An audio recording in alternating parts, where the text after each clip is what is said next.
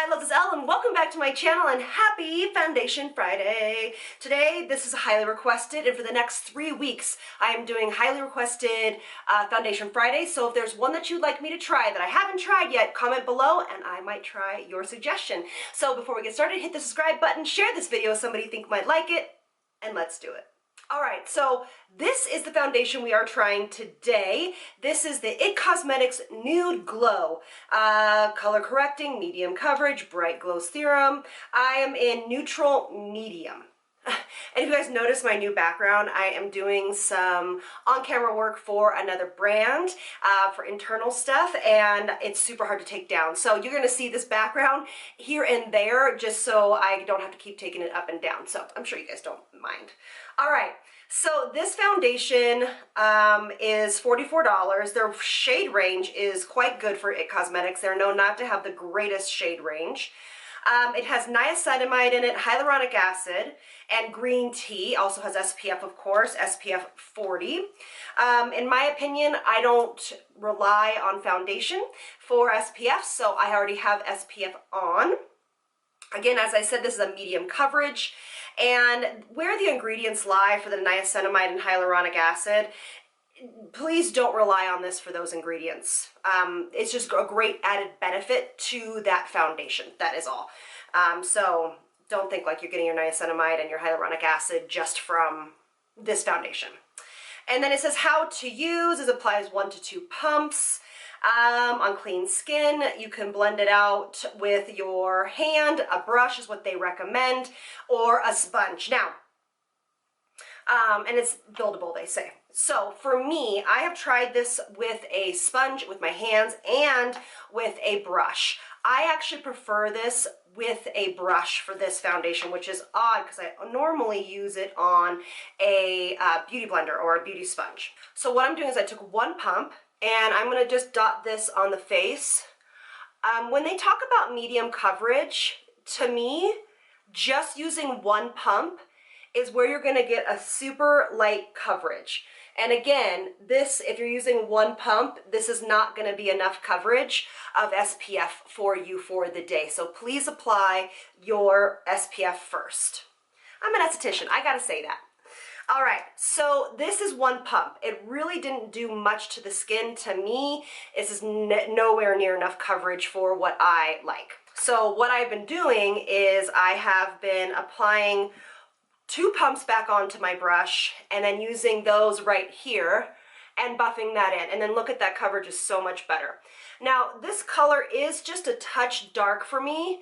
This is more of a summer color with a spray tan, but I don't mind it right now. It's okay. We can lighten this up with a little bit of concealer. But for me personally, I always usually go for the wrong color because I don't go in anymore to pick these out, so I'm the worst judge. So I have gotten the wrong color, but it's okay. We can work with it. And I have put this under my eyes, and it's totally fine. And then what I've been doing is putting the remaining, whatever's on the brush, on my forehead. Because I don't usually like to put a ton of product on my forehead. It just looks more natural when you keep the forehead and the perimeter as much as possible a little more natural. And it does go on beautifully with a brush. Honestly, there are no brush strokes. It looks gorgeous. It is very dewy and luminous, and it has a tendency to stay this way unless you want to set it. I don't find that it grabs anywhere, but knowing me, I am going to touch up with some concealer. As I've gotten a little bit older, I have found that I really enjoy having a foundation that looks like this, which is a medium coverage, but then I go in with my concealer. I have a concealer that matches my skin perfectly, and then one that's a little bit lighter for under my eyes. So that's what I'm going to do.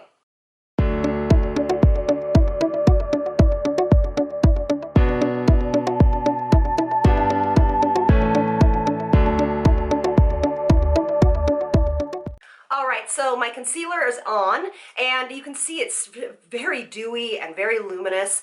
For me personally though, it's a little too dewy and too luminous, which I know for me saying that. So what I'm going to do is I'm going to take a little bit of the Charlotte Tilbury loose powder, which I just found out. I've been out of the loop for so long, you guys. I'm sorry. I just found out that they don't make it anymore. So I'm obviously using mine up, and then when it's gone, it's gone. So I'll probably start using the Hourglass loose powder. Again, this is just, you know, sitting here in front of me. For me personally, I would not use a finishing powder on top of this foundation because it would make it way too glowy. And I'm actually just setting in the middle of my face, and then I'm going to lightly set the perimeter, very, very lightly. And now the one thing about this foundation is that, as some other foundations that I've worn recently, it does have a tendency to feel just a little bit heavy. And I don't know why that is, but on me, it just feels a touch heavy. So for example, when I wear like the Lisa Eldridge or the Bare Minerals, or, you know, some of my other foundations I use, it doesn't feel like, it feels weightless on the skin, or like the Charlotte Tilbury Wonder Glow foundation, which is one of my faves. It feels very weightless. For me right now, this feels just a touch makeup-y. Okay, so as you can see, as it's been powdered, it still has a beautiful natural glow. It does feel better to me when it is powdered. I personally, I'm noticing that my neck is a little bit lighter. Oh well.